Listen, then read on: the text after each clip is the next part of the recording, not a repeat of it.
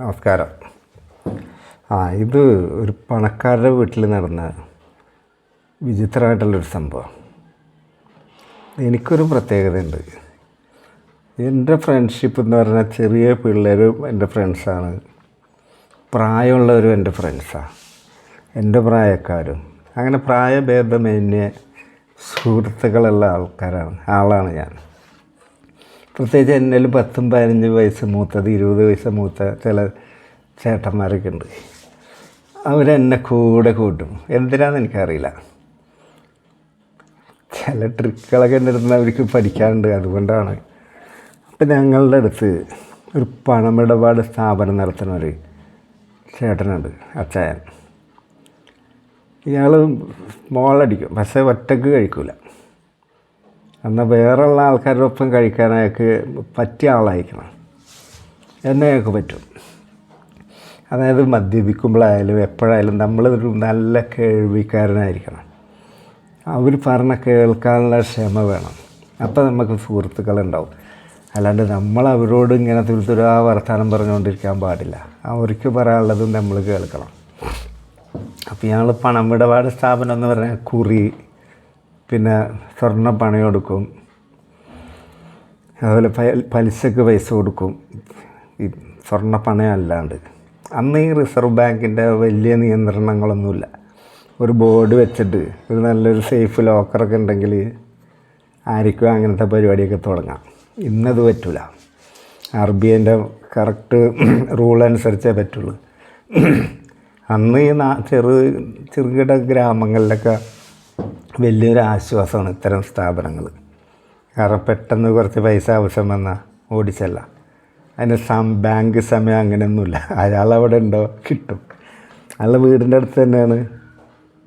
തൊട്ടടുത്തല്ല, ആ കോമ്പൗണ്ടിലല്ല, കുറച്ച് വിട്ടിട്ട് അടുത്ത് തന്നെ ആണ് സ്ഥാപനം. വീട്ടിൽ ചെന്നാലും അയാൾ കൊടുക്കും പൈസ. അപ്പോൾ ഇയാളുടെ ഭാര്യൻ്റെ സ്വത്ത് കൊണ്ടാണ് ഇതൊക്കെ സ്റ്റാർട്ട് ചെയ്തത്. ഇയാളാദ്യം ചെറുകിട ഈ ബിൽ കളക്ഷൻ അങ്ങനത്തെയൊക്കെ ആളായിരുന്നു, ഏതൊരു സഹകരണ സ്ഥാപനത്തിൻ്റെ. അങ്ങനെ നല്ലൊരു പണക്കാരി പെണ്ണിനെ കെട്ടി. അത് കോട്ടയം ഭാഗത്തുള്ള നല്ല എസ്റ്റേറ്റൊക്കെ ഉള്ള ഒരു സ്വത്തുകാരാണ്. അവരുടെ മോളെ കെട്ടി. സുന്ദരി എന്ന് പറഞ്ഞാൽ നല്ല ഹൈറ്റും വെയ്റ്റും ഷേപ്പും വെളുപ്പും അതിമനോഹരിയാണ്. അപ്പോൾ അവർക്കൊരു 45 വയസ്സൊക്കെ ആയി. അപ്പോൾ അവരുടെ പൈസ വെച്ചിട്ടാണ് ഇയാൾ ഈ പണമിടപാട് സ്ഥാപനം തുടങ്ങിയതും പച്ച പിടിച്ചതെന്ന് പറഞ്ഞാൽ ഇയാൾക്ക് ട്രിക്ക് അറിയാം, ബിസിനസ് അറിയും. അപ്പോൾ ഇയാൾ തന്നെ ഇടയ്ക്ക് വിളിക്കുക, അതായത് 1-2 അടിക്കല്ലേ. അപ്പോൾ ഇയാൾ എന്തെങ്കിലും സ്പെഷ്യലി സാധനമൊക്കെ ഉണ്ടാക്കും. വീട്ടിലെപ്പോഴും നല്ല ഫുഡാണ്. അവിടെ എന്തായാലും എന്തെങ്കിലും പോർക്കോ ബീഫൊക്കെ വെറൈറ്റി ഒക്കെ ഉണ്ടാക്കും. അപ്പോൾ എനിക്കൊരു സ്വഭാവമുണ്ട്. എനിക്ക് വെള്ളം അടിക്കുമ്പോൾ ഞാനങ്ങനെ ഭക്ഷണം കഴിക്കില്ല. എനിക്ക് 2, 4, 5 പെഗ് ഞാൻ കഴിച്ച് അപ്പോൾ എനിക്ക് എന്തെങ്കിലും നട്ട്സ് എന്തെങ്കിലും മതി. അത് കഴിഞ്ഞിട്ടാണ് വയറൊന്ന് ഒരു മണിക്കൂർ കഴിഞ്ഞ് 1 മണിക്കൂറൊക്കെ കഴിയുമ്പോഴാണ് ഞാൻ ഫുഡ് കഴിക്കുള്ളൂ. ആ ശീലം അയാളെ ഞാൻ പഠിപ്പിച്ച്. അപ്പോൾ ഇയാൾ എന്തും എന്നോട് തുറന്ന് പറയും, സംശയങ്ങൾ ചോദിക്കും. അപ്പോൾ അയാളുടെ വീട്ടിലുണ്ടായൊരു സംഭവമാണ് ഞാൻ പറയണത്. ഈ പെണ്ണ് അതിസുന്ദരി, 45 വയസ്സ്. ഇവർ കാറൊക്കെ ഓടിച്ച് പോകുക എന്നൊക്കെ ഞങ്ങളുടെ നാട്ടിൽ പെണ്ണുങ്ങൾ ഡ്രൈവ് ചെയ്യുക എന്നൊക്കെ പറഞ്ഞൊരു അത്ഭുത സംഭവമാണ്. ഇവർ ചിലപ്പോൾ പള്ളിയിൽ വരും കാറിന്, സാരിയൊക്കെ പുറത്ത് കൂടി ഇങ്ങനെയൊക്കെ ഇട്ട് എല്ലാവരും നോക്കും. അതിൻ്റെ ബാഗൊക്കെ അത്യാവശ്യമുണ്ട്. എല്ലാം ലക്ഷണമൊത്തൊരു പെണ്ണ്. ഇയാളും കാണാൻ വലിയ കുഴപ്പമൊന്നുമില്ല, തടിയും പെണ്ണൊക്കെ ഉണ്ട്. പക്ഷേ സെക്ഷുവലായിട്ടുള്ള കാര്യത്തിൽ അയാൾ പരാജയമാണ്, ബെഡ്റൂമിൽ തോൽവിയാണ്. അപ്പോൾ ഇവരുടെ വീട്ടിലെ കാര്യങ്ങളൊക്കെ നോക്കണ കാര്യങ്ങൾ നോക്കണ ഒരു ബസ് മുതലാളിയാണ്. അന്ന് ബ്രൂസിലിൻ്റെ എൻ്റർ ദി ഡ്രാഗൺ എന്ന് പറയുന്ന സിനിമ ഇറങ്ങി. കരാട്ടെ ഒരു ട്രെൻഡായി. അങ്ങനെ അന്ന് കരാട്ടെ പഠിപ്പിക്കുന്ന സ്ഥലമൊന്നും എറണാകുളത്തില്ല. ഇയാൾ എവിടെയോ പോയി കരാട്ടയൊക്കെ പഠിച്ച് ഈ ബസ്സിൻ്റെ മുതലാളി. ഒരു 35 വയസ്സ് 40ൻ്റെ ഇടയിൽ, നല്ല ആരോഗ്യവാൻ. കരാട്ടെ ഈ കയ്യൻ്റെ ഇപ്പോഴൊക്കെ ഉണ്ട്, ഈ ഇടിച്ചിടിച്ച് താഴമ്പൊക്കെ ഉണ്ട്. അപ്പോൾ ഇയാളാണ് ഇവരുടെ വീട്ടിലെ എല്ലാ കാര്യങ്ങൾക്കും. ആ വീട്ടിലെ ഓൾ ഇൻ ഓളാണ്. എന്താവശ്യം ഉണ്ടെങ്കിലും അയാൾ വിളിക്കും. അങ്ങനെ. പക്ഷേ ഇയാൾക്ക് അയാളോട് വലിയ അറ്റാച്ച്മെൻ്റ് ഇല്ല. ഈ അവിടുത്തെ മുതലാളി ഇയാളോട്ട്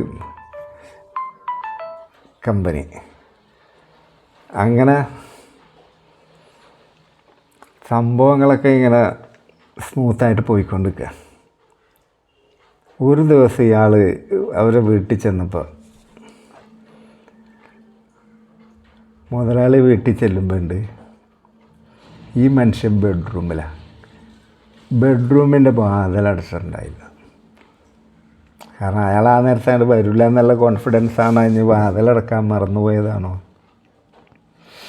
ഈ ബസ്സിൻ്റെ മുതലാളി കരാട്ടെ വീരൻ ഈ പെണ്ണിനെ പൂർണ്ണമായിട്ട് കളിച്ചു കൊടുക്കുക. അപ്പോൾ ഇയാൾക്ക് ചെറിയൊരു വികാരം വന്നു. എങ്ങനെ ലൈവായിട്ട് കാണുന്നില്ല സ്വന്തം ഭാര്യയായാലും. പെട്ടെന്ന് ഇയാൾക്ക് ധാർമ്മിക രോഷമൊന്നും പൊട്ടി വലിച്ചില്ല. കാരണം ഭാര്യനോട് അത്ര സ്നേഹമാണ്. ചിലപ്പോൾ ഒരു അബദ്ധം പറ്റിയത് അയാളെപ്പോൾ കുളമാക്കിയില്ല. അയാൾ മെല്ലെ അവിടെ നിന്ന് പോകുന്നു. അല്ലാണ്ട് ഒച്ച ഉണ്ടാക്കി അവരുടെ പരിപാടി ഇടയ്ക്ക് വെച്ച് സ്റ്റോപ്പ് ചെയ്ത് പ്രശ്നം ഉണ്ടാക്കാൻ അയാൾ ശ്രമിച്ചില്ല എന്നാണ് ഈ പറഞ്ഞു തരാൻ. അയാൾ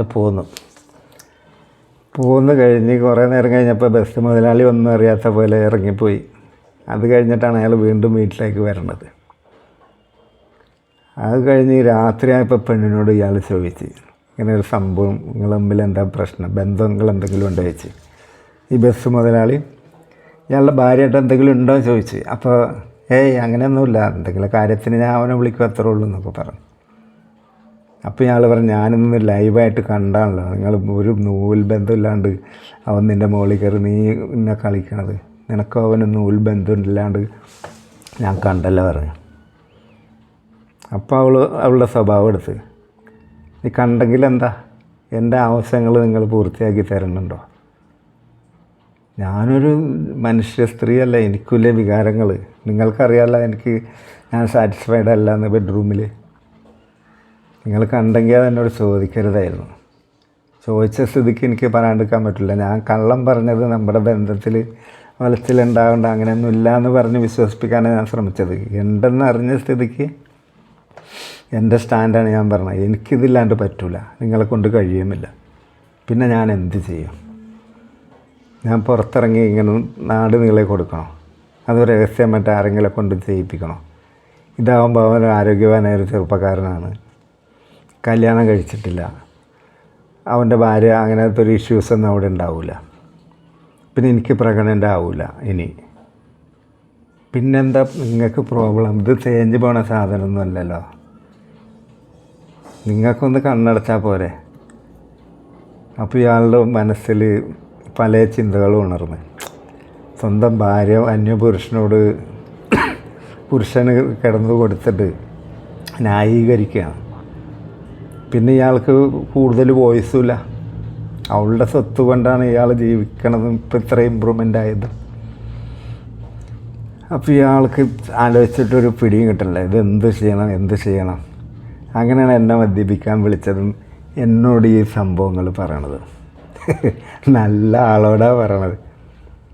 അപ്പോൾ ഞാൻ പറഞ്ഞ ആ ആൾ നല്ല ഹെൽത്തിയാണ്, പെണ്ണ് കെട്ടിയിട്ടില്ല, വിശ്വസിക്കാൻ പറ്റിയ ആളാണ്, രോഗങ്ങളൊന്നുമില്ല, നാട് മുഴുവൻ പറഞ്ഞ് നടക്കില്ല. കാരണം പെണ്ണ് കെട്ടാത്ത ഒരാളാവുമ്പോൾ അയാൾക്ക് എന്തെങ്കിലും ഒരു പെണ്ണ് കെട്ടണ്ടേ. അപ്പോൾ ഒരു പെണ്ണ് പിടി ഞാൻ അവിടെ പോയി കളിച്ച് ഇവിടെ പോയി കളിച്ചെന്നൊരു പേരുദോഷം ഉണ്ടാക്കാൻ അയാൾ ശ്രമിക്കില്ല.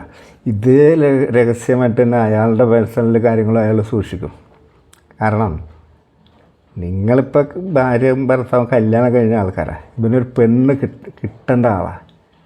അപ്പോൾ ഒരിക്കലും ഇവനെ ഒരു പെണ്ണിൻ്റെ അടുത്ത് കളിക്കാൻ പോയത് രഹസ്യങ്ങൾ പങ്കുവെക്കില്ല. പിന്നെ അവനാണെങ്കിൽ അങ്ങനെ ഫ്രണ്ട്സുമില്ല. ചേച്ചിക്കാണെങ്കിൽ നല്ല ആരോഗ്യം, അത്രയും നല്ല ഷേപ്പും ഒക്കെ ഉള്ളൊരു പെണ്ണ്, അത് കളിച്ചോട്ടെ ചേട്ടായി. ഇതിലൊക്കെ എന്ത് കാര്യം ഇരിക്കണം? ഇത് ചേഞ്ച് പോണ സാധനമാണ്. നിങ്ങളെപ്പോഴെങ്കിലും കളിക്കാൻ ചെല്ലുമ്പോൾ പറ്റൂല എന്ന് പറയണ്ട. ഇല്ല, അവർ എൻജോയ് ചെയ്യട്ടെ. നിങ്ങളാ ലൈവായിട്ട് കണ്ടിട്ട് തന്നെ നിങ്ങൾക്ക് മനസ്സിലൊരു ഇത് തോന്നിയില്ലേ? നിങ്ങളിപ്പോൾ എന്നോട് പറഞ്ഞല്ല, പെട്ടെന്ന് എനിക്കൊരു വികാരം വന്നെന്ന്. അത് തന്നെ അവർ കളിച്ചോട്ടെ. നിങ്ങൾ തുറന്ന് പറയും, ഇഷ്ടമുള്ളപ്പോഴൊക്കെ വന്ന് കളിച്ചോളാം. കാരണം ആ മനുഷ്യൻ വീട്ടിലെപ്പോൾ വന്നാലും നാട്ടുകാർക്ക് അങ്ങനെ സംശയമൊന്നും ഉണ്ടാവില്ല. കാരണം നാട്ടുകാരങ്ങനെ ഈ പണക്കാരുടെ കാര്യത്തിൽ വല്ലാണ്ട് ഇടപെടില്ല.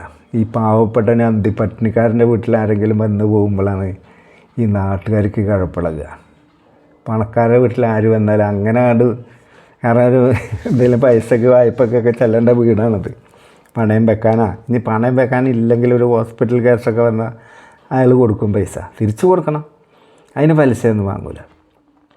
അങ്ങനത്തെ ഒരു വീട്ടിൽ ഒരാൾ വന്ന് പോകണ്ടെന്ന് പറഞ്ഞ് അത്രക്കൊന്നും ആരും വരില്ല. ഞാൻ പറഞ്ഞ ചേട്ടായി അവർ കളിച്ചോട്ടെ, ഒരു പ്രശ്നമില്ല. ഞാൻ ഈ സംഭവം അറിഞ്ഞത് ആൻറ്റിക്ക് അറിയോ ചേച്ചി, ചേച്ചിക്ക് അറിയോ ചേച്ചി? ഇല്ല പറയും, എന്നാൽ പറയുക പറയും. അങ്ങനെ വിളിച്ച് അവർ അടുക്കളയിലുണ്ടായി, വിളിച്ച് അപ്പോൾ ഇയാൾ രണ്ടെണ്ണം അടിച്ചിട്ടുണ്ടല്ലോ പറഞ്ഞ് ഇവൻ ഈ സംഭവങ്ങളൊക്കെ അറിയും. ഇവനും ഒരു 2-3 പ്രാവശ്യം അയാളിവിടെ വന്നു പോകണതും സംശയാസ്പദമായിട്ട് കണ്ടിട്ടുണ്ട്. അപ്പോൾ ഞാൻ ഇവനോട് എല്ലാ കാര്യങ്ങളും പറഞ്ഞു. അപ്പോൾ ഇവൻ്റെ അഭിപ്രായം എന്താണെന്നോ, നിങ്ങൾ തമ്മിൽ കളിച്ചോട്ടെ വിത്ത് പെർമിഷൻ, അതാണ് ഇവൻ്റെ അഭിപ്രായം. നമ്മുടെ ഫാമിലി ലൈഫിൽ അവന് ഇടപെടുകയല്ല, പക്ഷെ നമ്മുടെ എല്ലാ കാര്യത്തിനും ഉണ്ടാവുന്ന ഒരാളല്ലേ. അതുകൊണ്ട് ഇവൻ്റെ അഭിപ്രായം അങ്ങനെ, ആ അഭിപ്രായം തന്നെയാണ് എൻ്റെതും. അപ്പം നിങ്ങൾ ഇനി എന്നെ വിളിക്കാൻ നിൽക്കണ്ട, എപ്പോഴാണ് ആവശ്യം, രാത്രി എന്നില്ല പകലെന്നില്ല വിളിച്ചോ. അവനോടും പറഞ്ഞേക്ക് എൻ്റെ പെർമിഷൻ ഉണ്ടെന്ന്. കാരണം പേടിച്ച് കളിക്കുക എന്ന് പറഞ്ഞാൽ അതൊരു സുഖമുള്ള ഏർപ്പാടല്ല. എപ്പോഴും ഒരു കല്യാണം കഴിക്കാത്ത ചെറുപ്പക്കാരൻ എൻ്റെ ഭാര്യനെ അവരുടെ വീട്ടിൽ നിന്ന് കളിക്കുമ്പോൾ ഇവൻ്റെ ഉള്ളിലൊരു ഭയം ഉണ്ടാവും. ആ ഭയം ഇല്ലാണ്ടാക്കണം, അതാണ് എൻ്റെ ഉദ്ദേശം.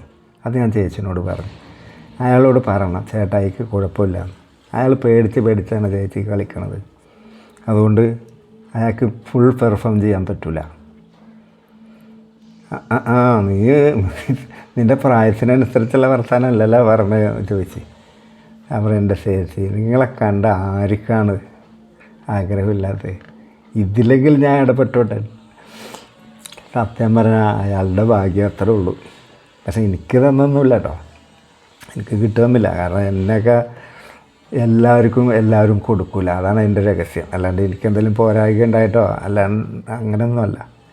അവർക്ക് അവരുടെ ആവശ്യങ്ങൾ തീർക്കാൻ ഒരേ ഒരാൾ വിശ്വസ്തനായിട്ടുള്ള വേണം, അതവർക്ക് കിട്ടി. അല്ലാണ്ട് അവർ നാട് മുഴുവൻ കൊടുക്കണ ആളല്ല. അപ്പം ഞാനതിന് ഇതറിഞ്ഞ് എനിക്കും വേണമെന്നും പറഞ്ഞൊന്നും ചെല്ലില്ല. അത് ചെല്ലില്ല എന്ന് അറിയണതുകൊണ്ടാണ് എന്നോട് ഈ വിവരങ്ങൾ അവർ കൈമാറി ഷെയർ ചെയ്തത്.